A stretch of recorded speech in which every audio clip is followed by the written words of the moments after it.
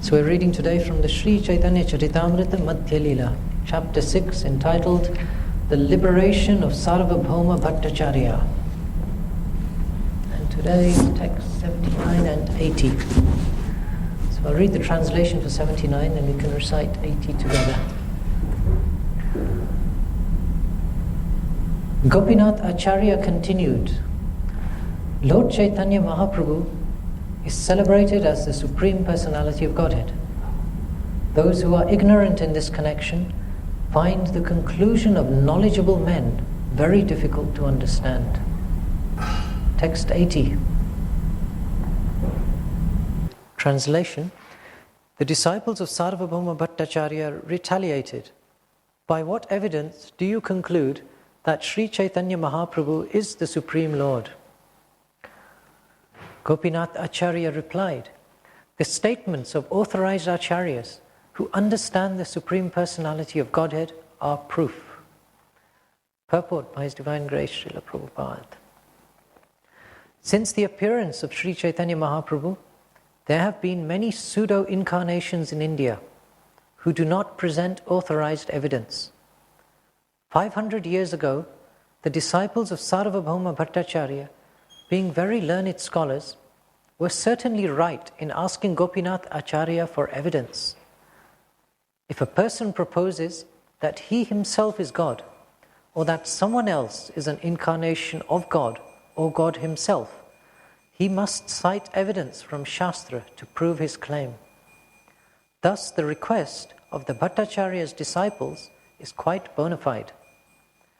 Unfortunately, at the present moment, it has become fashionable to present someone as an incarnation of God without referring to the Shastras. Before an intelligent person accepts someone as an incarnation of God, however, he must ask about the evidence.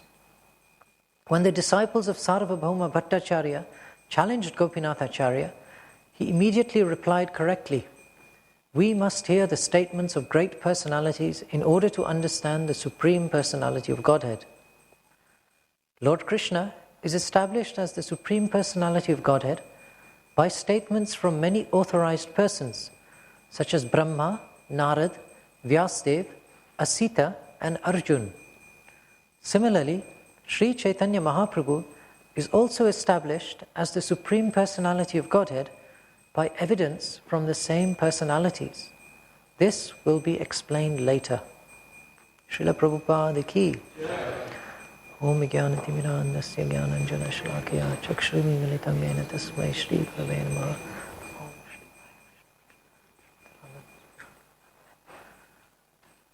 A very interesting discussion here taking place between Sri Gopinath Acharya and Sarvabhauma Bhattacharya. Just following Sarvabhauma Bhattacharya's first encounter with Lord Chaitanya Mahaprabhu. And Sarvabhauma Bhattacharya is, of course, as we know, of the Mayavad school. He's into monism, the oneness of the Lord and the living entity and the whole range of Mayavad consequences that come. But he has been intrigued and you can say his interest has been caught by Lord Chaitanya's extraordinary display of ecstatic symptoms when he fainted. So Sarvabhauma Bhattacharya, although he is of the impersonal variety by his training and initiation, etc., in the Mayavad school, he is still a very refined person who understands how to deal with other individuals respectfully, even though he may not agree with them. And so you have, over these few pages, these few verses, you have a very interesting type of discussion taking place. Sarvabhauma Bhattacharya is a respected personality. He has a substantial following. He's seen as an authority. And he is from a high-class sampradaya. And the interaction between him and Lord Chaitanya is interesting. Because by convention and by comparison, Lord Chaitanya is of a lower order. And that we discussed a couple of weeks ago in the class. Sarvabhauma Bhattacharya actually said, okay, I'm very impressed with Sri Krishna Chaitanya, and I like Sri Krishna, but Chaitanya I have a slight problem with, because it is an indicator of indicator of a brahmachari in a second order Mayavad school, because he had taken initiation from Keshav Bharati. So that was the hierarchy, and we mentioned that. So Sarvabhauma Bhattacharya has in his mind the idea that he will reform Lord Chaitanya and train him nicely, which is a nice feeling from his side. Now the devotee associates of the Lord, who in some cases happen to be intimately related to Sarvabhauma Bhattacharya, like Gopinathacharya, they don't take very kindly to this offer by Sarvabhauma Bhattacharya, because they say it reeks of a lack of understanding. Behind the sentiment of wanting to help is a fundamental misunderstanding, that Lord Chaitanya is the Supreme Lord, and they do not understand this. So now, in this section, there is a very interesting discussion that takes place, where Gopinathacharya, persons on his side as it were, from his angle of philosophical presentation, are trying to convince Sarvabhauma Bhattacharya and his disciples as to the real identity of Lord Chaitanya. And so when Gopinathacharya makes a bold statement like this, Lord Chaitanya Mahaprabhu is celebrated as the Supreme Personality of Godhead.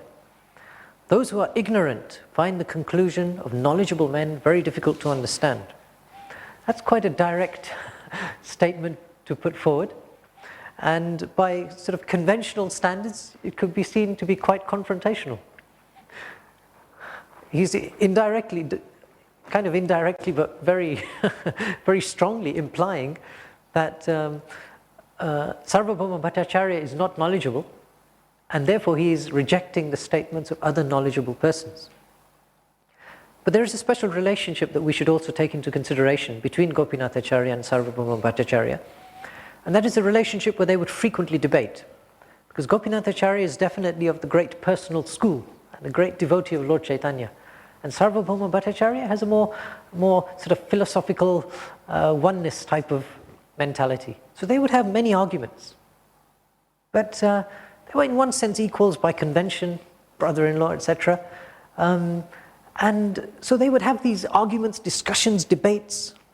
Occasionally one or the other would get angry, as we will see later on, but it is not taken seriously. Therefore it describes a culture whereby issues can be debated with people of differing opinions, and that is healthy. That is actually a healthy way to proceed, because it allows each person to investigate their own shortcomings in presentation and understanding. Even if we actually have the Siddhanta correct, I don't know about you, but certainly there have been occasions when someone who might not have access to the Siddhanta that we have access to manages to really defeat you through non-arguments, but through a presentation that's very convincing. And that's actually very educational, because you realize that having received the highest truth from Prabhupada, the greatest philosophy, that we might not possess the actual ability to present the philosophical conclusions with potency. And that is potency which only comes from Lord Chaitanya. It is not by actually extensive learning, extensive study that we gain the potency to change people's conclusions. That potency is directly imparted by Lord Chaitanya and Lord Nityananda. So it is an indicator of a great soul, a great Vaishnava. One of the ways you detect a great Vaishnava is how a great Vaishnava induces many others to become Vaishnavas, through his powerful presentation of the Siddhanta. And so this is what Gopinathacharya is trying. Obviously for many years these debates have been going on between Sarvabhauma Bhattacharya and Gopinathacharya and others, and they're both set in their ways, and they both have their strong convictions. But here's something interesting is going to happen, because Lord Chaitanya Mahaprabhu has arrived. And whenever Lord Chaitanya arrives somewhere, the norm becomes completely perturbed, and the norms and accepted standards all change. So we are in the middle of this very interesting discussion. But it's a discussion which is based upon rigid presentation. And the disciples of Sarvabhauma Bhattacharya are asking what Prabhupada considers a very valid question. By what evidence do you conclude that Sri Chaitanya Mahaprabhu is the Supreme Lord? Okay, anyone can say anything. And I certainly know I have many discussions with the devotees here during Prasadam and different times. And someone presents something, and then sometimes I dispute the authenticity of the source by which they gained that knowledge. And then we have a good, healthy debate and discussion. So that's nice. To actually want to know an authorized source for information is very important. Here we're discussing two concepts. One is the process by which we arrive at authorized information, authorized knowledge, and this can be on any subject. It can be material, it can be spiritual, it can be anything. Authority is authority. And then there's another consideration also as to a special consideration due to the topics concerning the Supreme Personality of Godhead, which can be served, the understanding of which can be served up to a certain point by certain types of evidence. But at a certain point, those types of evidence start to fall short. So evidence is a very key item in Vedic culture. And great logicians, great argumentative persons, actually Lord Chaitanya participated in many discussions based upon logic in his youth and annoyed many, many people who were just waiting for him to become a devotee rather than engaging so much in this dry speculative logic. But this concept of logic, reasoning is very important because it allows us to have a robust way forward for accepting and rejecting things. Now, acceptance and rejection is typically, shastrically considered to be a symptom of duality. You know, we like certain things, we don't like certain things. Certain things align with our nature, certain things don't. Therefore, we accept some things and we reject some things. Raga, Dvesha, these dualities are constantly described in the Gita. However, for spiritual progress, Rupa Goswami has explained that it is important for us to still apply this principle of acceptance and rejection, but within a very careful set of parameters. We are supposed to accept situations that are favorable for our spiritual progress, and we are supposed to reject situations, circumstances, and association which will take us down. Now, for a Mahabhagavat Uttama Adhikari on the pure transcendental platform, whatever happens, whatever association they're in, doesn't really affect them because their own potency and their own strength is so strong. But for the rest of us who might not be on that platform, we can be affected by false presentations, by speculations presented in a very nice, eloquent manner. And that's very dangerous. That's why there are certain boundaries that we are advised to put in place, what to accept and what to reject. So if that is the basis upon which we are to proceed in life, then we should understand what is the basis for accepting and rejecting. And therefore you have these different types of evidence that are described. And this is called praman, Vedic evidence. Now this is a subject which is described in varying levels of detail at various places.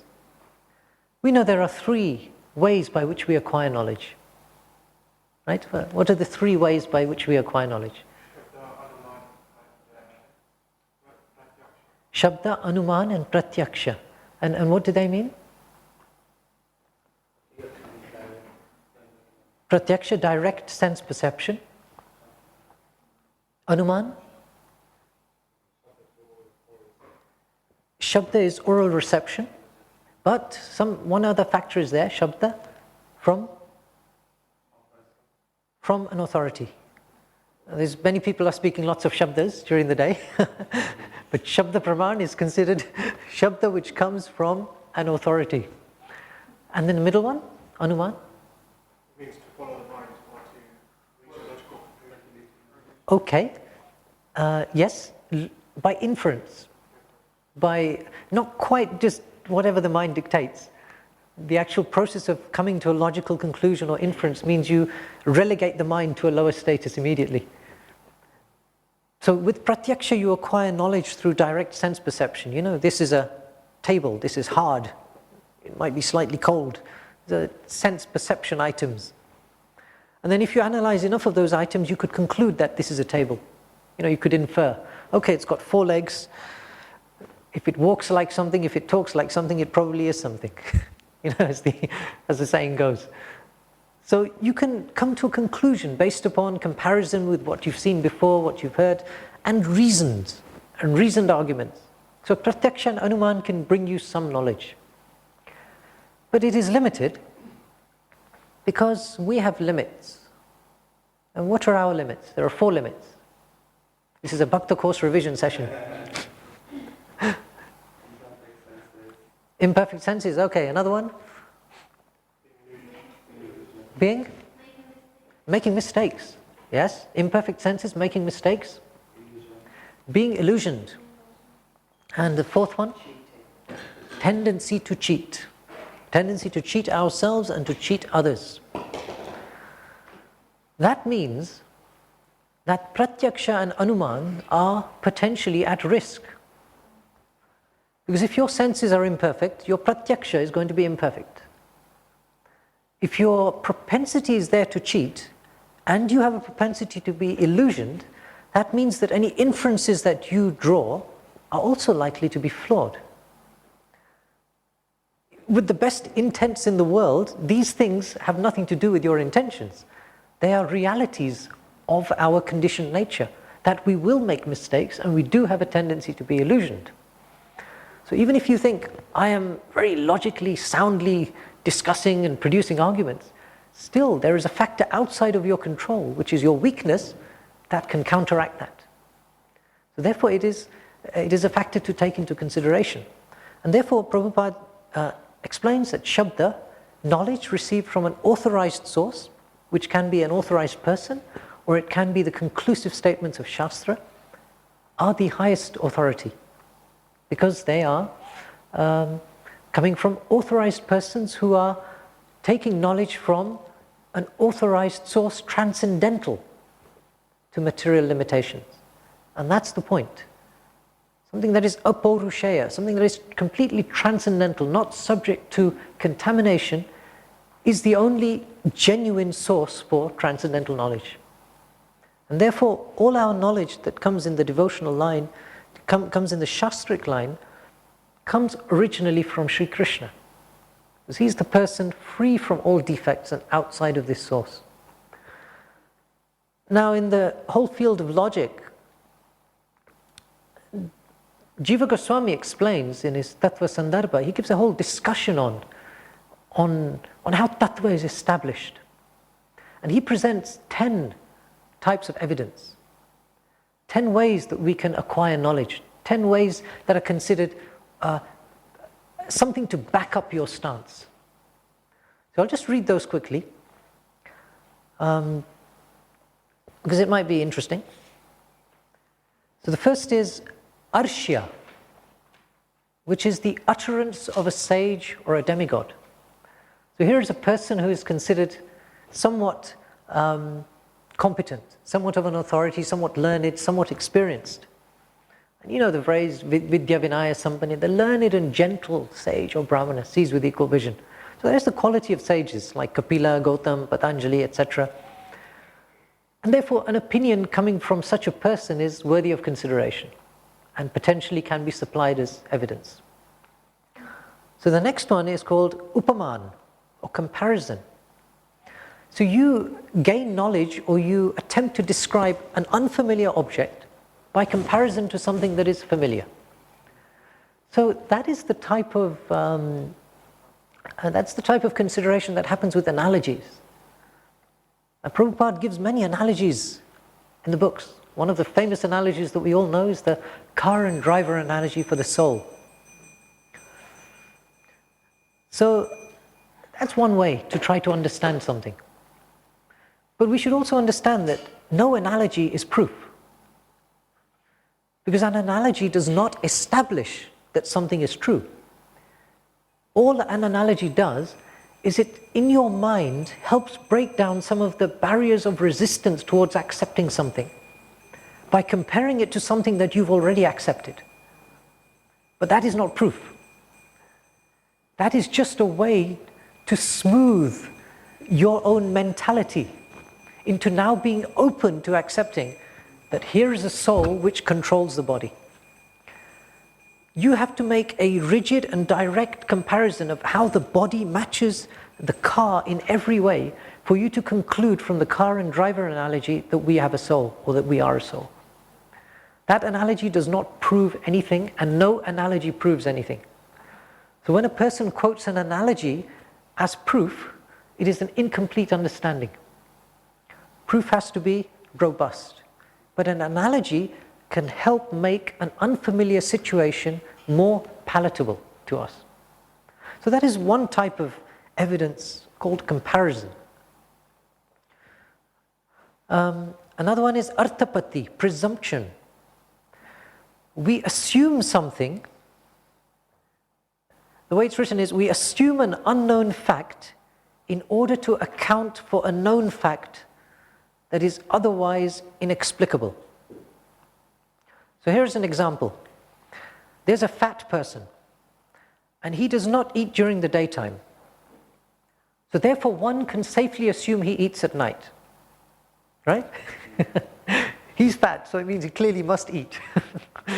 But he doesn't eat in the daytime, so therefore, by conclusion, he eats at night. So that's that's an illustration of this example. You presume something based upon sense. What is sensible? So that's an interesting way. And then another one is abhava, non-existence.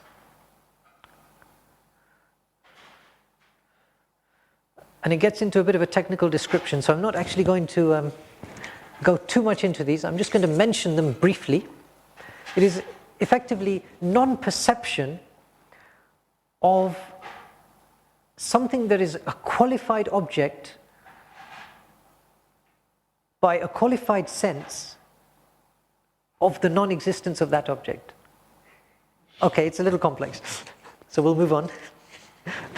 But these are techniques which are employed by logicians in attempting to put forward evidence that can be considered as part of a debate.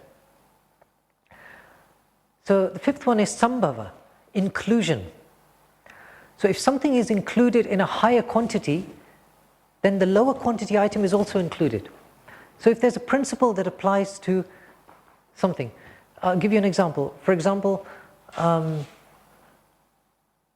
can say fish swim in the sea. So then you can say a tuna swims in the sea. Right?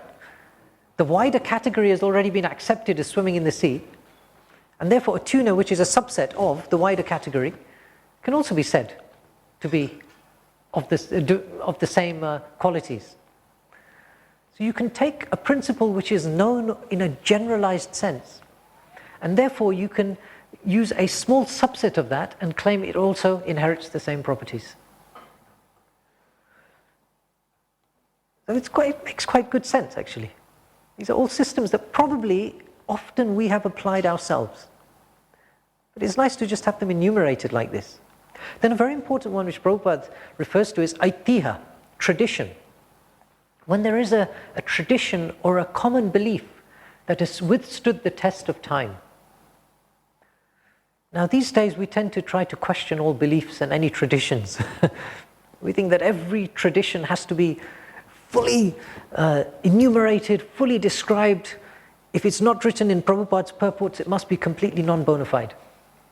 And a speculation by someone, even though a tradition may have existed for 5,000 years.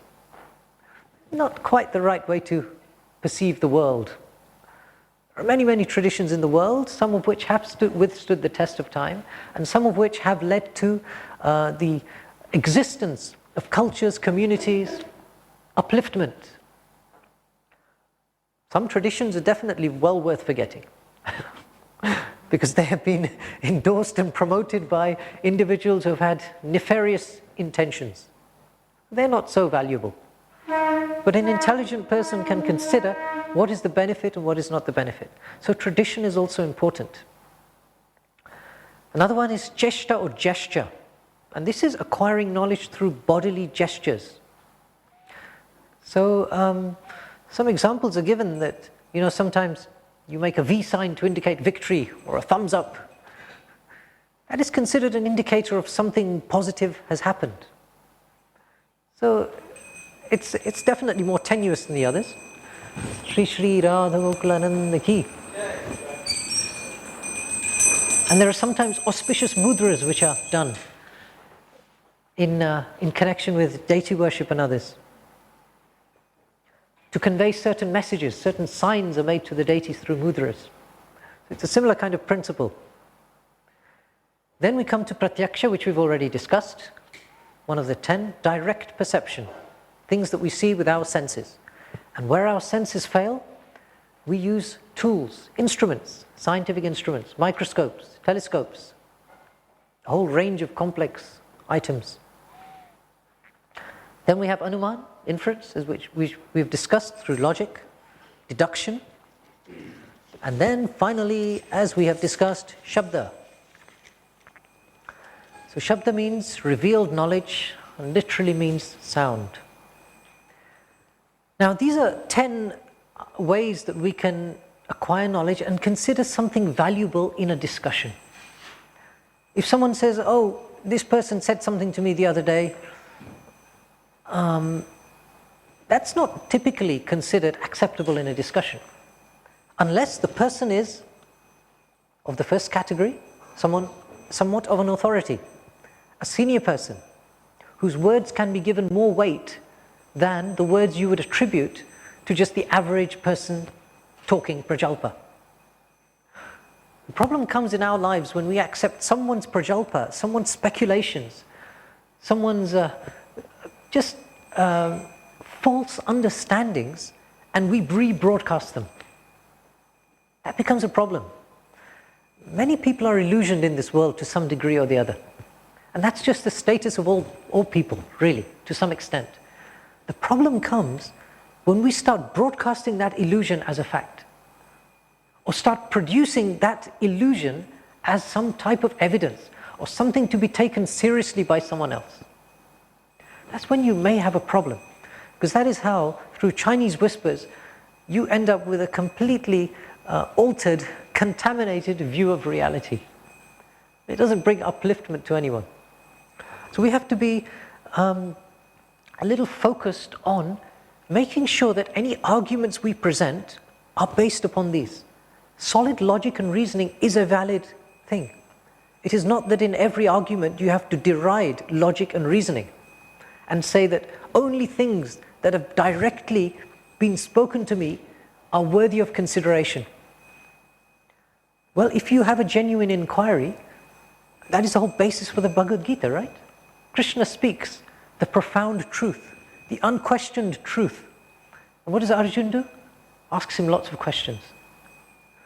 So the idea that we should not question or seek to understand something that is actually very truthful, exalted, and comes from an authorized source is not really accepted in the Vedic system. No one learns anything by a type of conduct which says, just shut up and believe it. That has a very limited effect. You will see some faiths are built on this. And any attempt to question, to discuss, is just thrown out. Just thrown out, ridiculed, suppressed. Well, I didn't come to this movement because someone just told me, shut up and just believe it. And most people are not attracted to this movement because of that mentality. So when we accept things, we accept them on robust basis. On as robust a basis as we can comprehend with the only thing we have, which is our intellect, our mind, our ego. Those are the tools that we have with which to do things. Now those tools are clearly limited. And we do not say that anything processed and accepted by those tools is the truth. The truth is better revealed through Shabda, through authorized persons.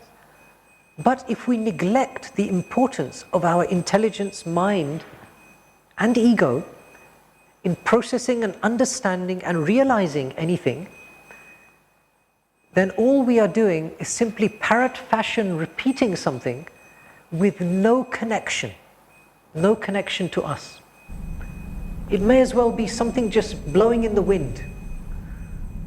If it doesn't have a connection with us, if it doesn't transform our consciousness, if it's not something that we work through our faculties, hoping to purify those faculties at the same time by that process, then we are missing something. Sometimes people say they scan the database when they want to promote some argument. They've developed some agenda that they want to promote. And therefore they go hunting through the database, searching for when did Prabhupada say something that might look like it kind of supports what I would like to propagate. And they come out with a sentence. And that's it. That's where their discussion or presentation stops. And then you say to them, okay, so can you explain that sentence? What does it mean? It doesn't make any sense because it seems to contradict this. The person says, oh, stop questioning, it's in Prabhupada's books, it's in the Vedas, just accept it. That's the level of argumentative capability of some people. It's completely unsatisfactory for anyone who actually wants to understand and move forward. Arjuna is presented solid statements by Krishna, the Supreme Personality of Godhead, whom he has accepted at a certain stage in chapter 2, Karpanya dosha shishyastiham shadimam tuam prapannam. At that point, he's accepted him as the authority. What is the need to ask questions?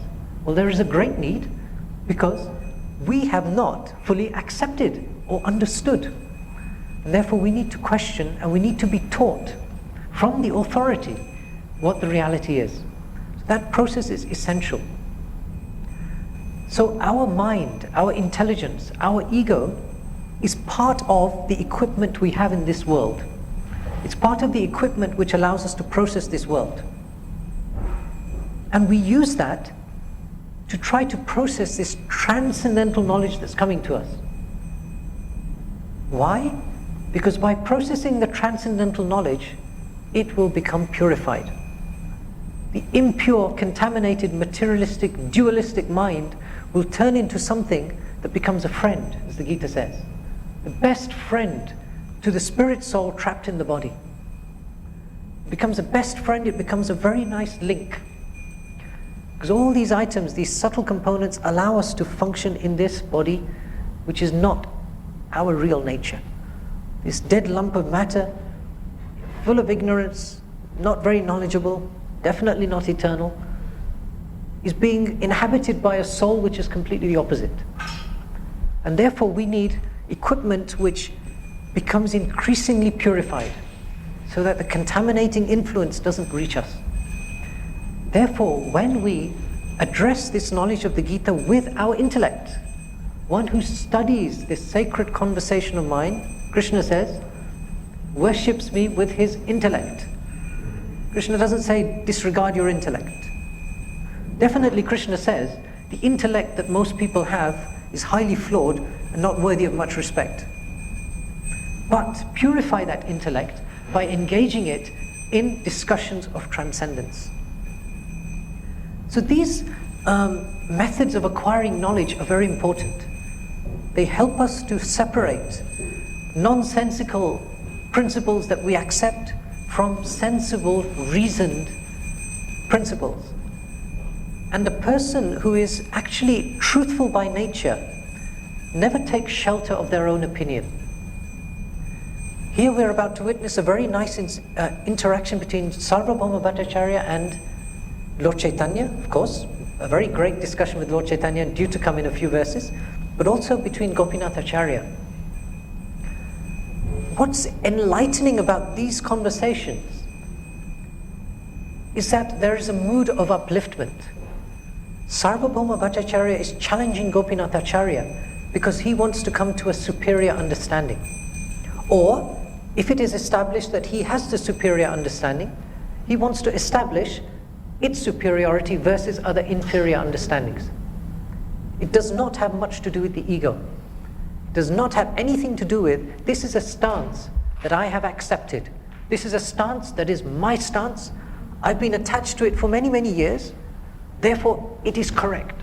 and therefore I'm going to keep propagating it. And if you say something, well, I'm going to ignore it and keep repeating my stance. Have you been in a discussion where a person consistently, completely ignores what you're saying and just keeps repeating their stance? You've gone through several sentences, several discussions, back and forth, and the person is still repeating what they said at the start of the conversation, having completely not processed anything you said during that conversation. Now, some people are simply not capable of processing. The ego is so strong. This is why actual intelligence requires a seriously suppressed ego. It is not possible for an intelligent person to function if their ego is very high. Because an intelligent person is always looking for a superior understanding. And even if they argue, sometimes violently, sometimes very forcefully, it is for the purpose of trying to entice out of another person a superior argument. Because that is all, ultimately, a person who is of that caliber, that's all they want. They don't care, this was my held belief. They're after a superior belief.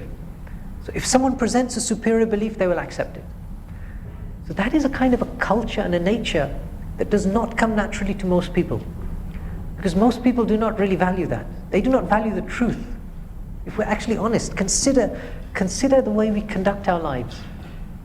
We're not always after the most truthful, the most accurate, the best possible performance. We're actually after something that makes us feel comfortable, most of the time. Something that helps us have a kind of like a comfortable, cotton woolly kind of feeling in our mind.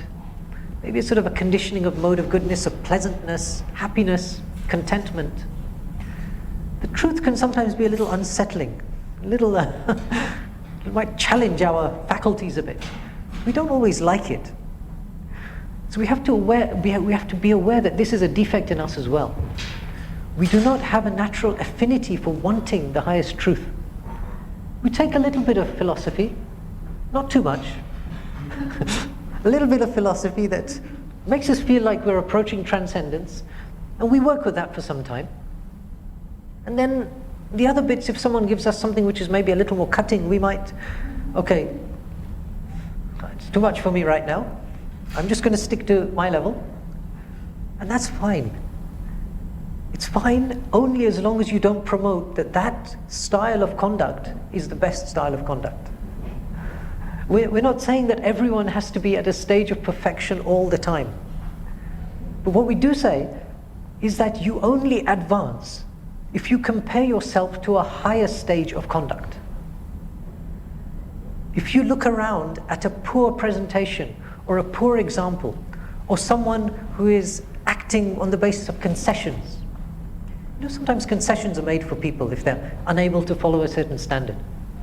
Well, a person who is degrading themselves looks at another person for whom a concession has been made and says, look what she's doing, look what he's doing. It must be all right. Stop being so heavy with me. So many people are doing it in our movement. Let's do it ourselves. What's the problem? That's not a mentality that allows one to progress. Because at any point, there will be someone higher than you and there will be someone lower than you. Someone whose practice is greater and someone whose practice is less. If you compare yourself to someone whose practice is less and use that to justify a lower practice for you, you go in which direction? There's only one answer. You go down. If you compare yourself to a more advanced practitioner, someone who has a superior understanding of whatever it is, and you try to come to that standard, you respect that, you worship that person, that concept, you try to please and serve, then you acquire those qualities and you elevate. And that's what we're doing. We've got the Supreme Personality, Krishna. Then we have the supreme form of the supreme devotee, Lord Chaitanya, Lord Nityananda, the Goswamis, the Parampara. These are persons of perfection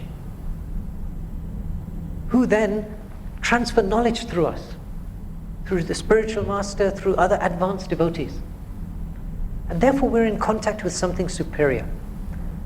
So in a discussion like this with Sarvabhauma Bhattacharya, Gopinathacharya, Lord Chaitanya, both will present solid, substantial arguments.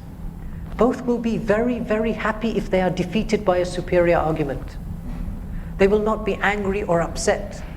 They will be very happy. But one thing they will not do is accept an inferior argument. They will reject that very strongly. You see here, the disciples are getting agitated. The disciples are getting agitated. Sarvabhauma Bhattacharya gets agitated. Gopinathacharya gets a little agitated later. When they receive what appears to them to be a nonsensical argument. But then they proceed to dismantle that with a superior argument. So see that all as the conduct during a robust and uplifting discussion. There are many discussions which take place between people who neither care for the result. They're just exchanging some words, again, to just make themselves feel good. Many discussions take place like that. One person says some half-baked point, another person supplies another half-baked point, and they're both happy. Oh, we shared some half-baked knowledge amongst ourselves. It's not the way to uplift yourselves. It might be something entertaining, fine. But there are superior arguments that are possible. And here we get a very good illustration of it. So I'm not suggesting everyone should be now arguing all the time. We should be arguing about the merits of Brussels sprouts versus asparagus. You could have a whole long argument where you produce much evidence on those points. That probably won't get you very far. But thinking of Krishna and trying with the best possible way, with the best faculties that we have, to try to think, how can the signs of Krishna be presented to people? How do I understand it myself when I have objections to it?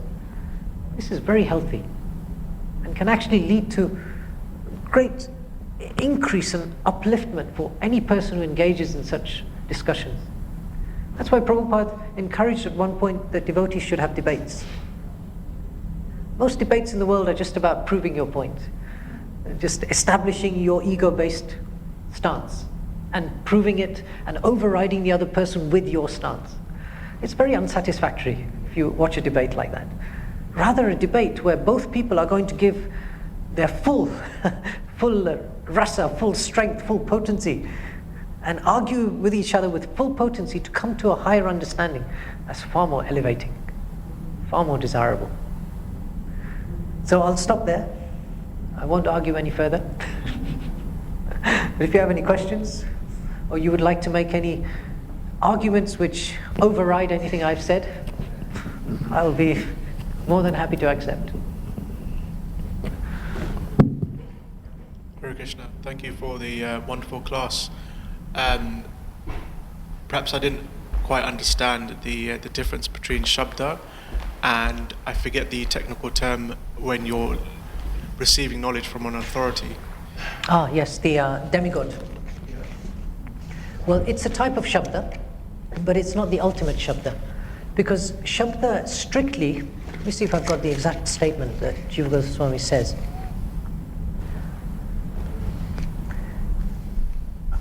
It is in one sense something that loosely has to come from an authority, a trustworthy person.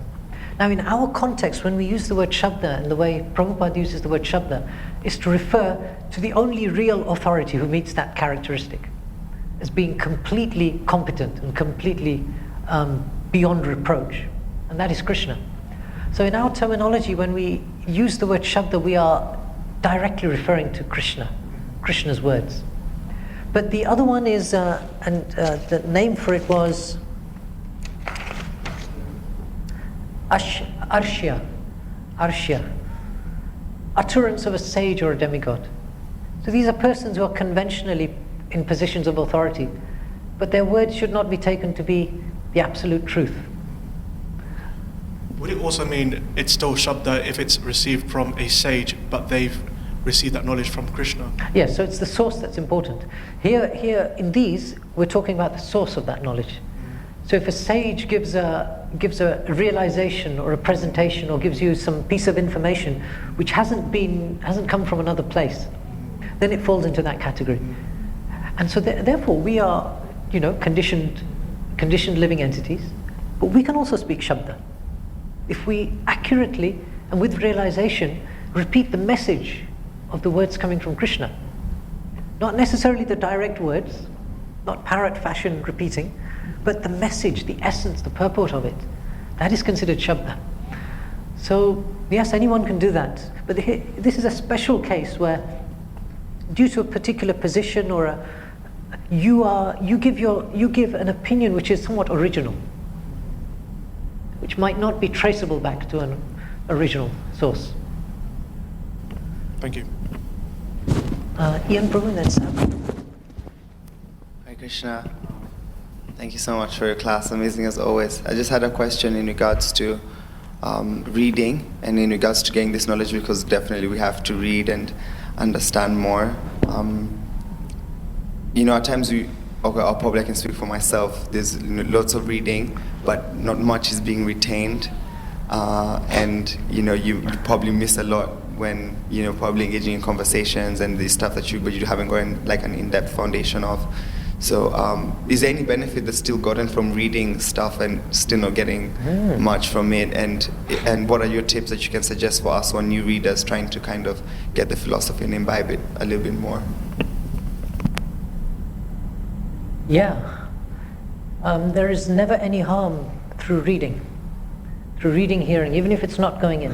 Yasya vai shruyamanayam Krishna parama purushe bhaktir utpadyate pumsam shoka moha bhayapaha. Just by simply giving oral reception, Krishna parama purushe, to the topics of the Supreme Purusha Krishna, bhaktir utpadyate pumsam, bhakti arises in the heart. Shoka moha bhayapaha, lamentation, fear, illusion sent away. This is what happens if you simply just hear transcendental subject matters of Lord Krishna, his pastimes.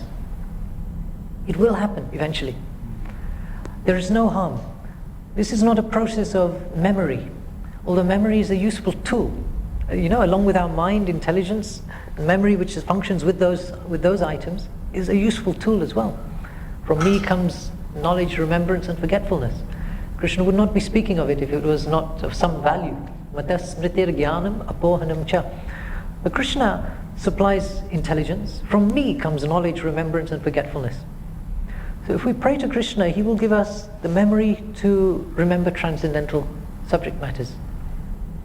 But there's another factor as well, that hearing, listening can be receiving items largely, but not completely, in a category of gyan. There's another category also which is important, that's vigyan. So yesterday was Gita Jayanti, and if you go through the chapters of the Gita, there are some exceptional nuggets of wisdom there. But chapter 7, Vigyan Yoga, knowledge has to be transformed into realization.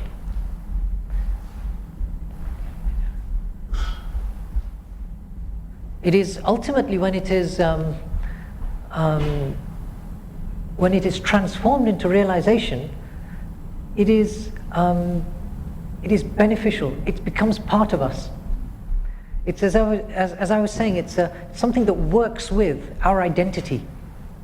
When our ego, our mind, our intelligence are all aligned and absorbed in a particular type of knowledge, and that can be called realized knowledge, then our existence isn't just processing it as some information, but it is something that governs how we see the world, how we act, how we make decisions. It becomes something far more concrete to us. So we can never really reject our role within our comprehending of Shastra. It is not meant to be literally in one ear, out the other, or just floating around in the head but not connecting with us. It is supposed to connect. And so a final tip for how it's supposed to connect is that it should be done in the association of devotees. Because satam prasangan mama virya samvido bhavanti ratkarna rasayana katha the joshanat ashva pavarga vartmani shraddharatir bhaktir anukramishati. So in the association of devotees, knowledge comes in through the ear and goes straight to the heart. Often it goes in the ear, sometimes out the other ear, or sometimes reflects straight back out of the same ear. So if you want it to go in, it should be done in the association of devotees, satam prasangan, in the association of saintly persons. Shraddha ratir bhaktir anukramishati. So shraddha, faith, taste, bhakti, these arise when you're in the association of advanced devotees. So there is no harm at all to hearing and hearing and hearing until you go deaf, because that will awaken your transcendental senses. And even if you feel nothing is happening, something is happening.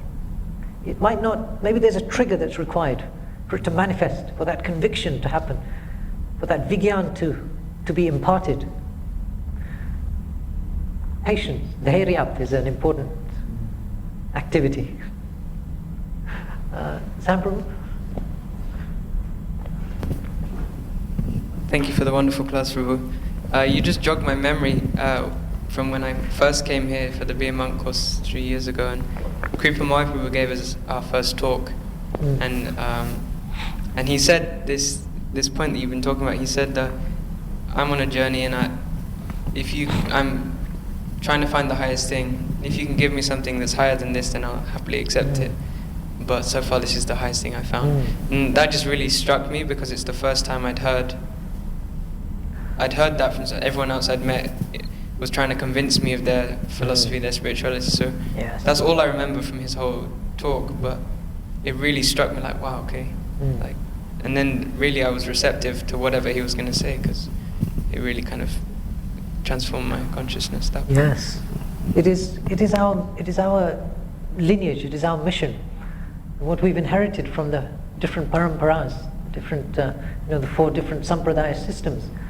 The idea of questioning study is an essential component of it all. The whole book is questions and answers.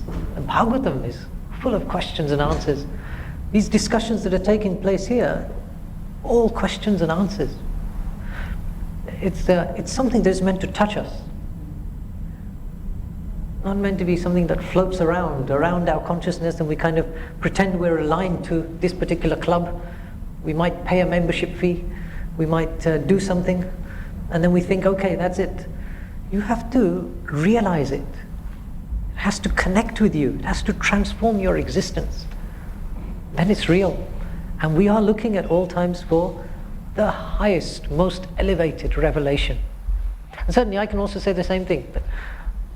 I've not found anything superior. There is nowhere where such a description of the Supreme Personality of Godhead, His name, fame, form, qualities, pastimes, characteristics, likes, dislikes, or as Prabhupada says, His name, address, town, location, name of His mother, name of His father, are described in such detail. Nowhere. And with such authority and with such a shastric basis. So, definitely, there's enough there to keep us convinced for a lifetime. Prajan Prabhu?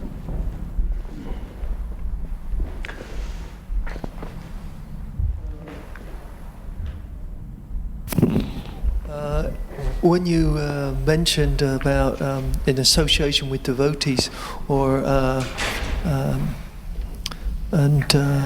just being in their association, I suppose Narada Muni was another one, wasn't he? When he was a child, he was listening to the sages, taking their remnants and so on and so forth, and that changed his life. And I was just thinking, Jad Bharat, through his sequence of realization, that even as a deer, he went to get association because he'd remembered his previous life. He just went to be in association with devotees and just listen to them as a deer. You know, it shows the power of this association. He realized just to be there in their presence was very, very powerful. and influential. So Narada Muni, I suppose, and Jad Bharat are wonderful examples of this. Somehow, the magic formula of hearing from realized souls. It's a very wonderful thing, you know. So, thank you. They're both very nice examples.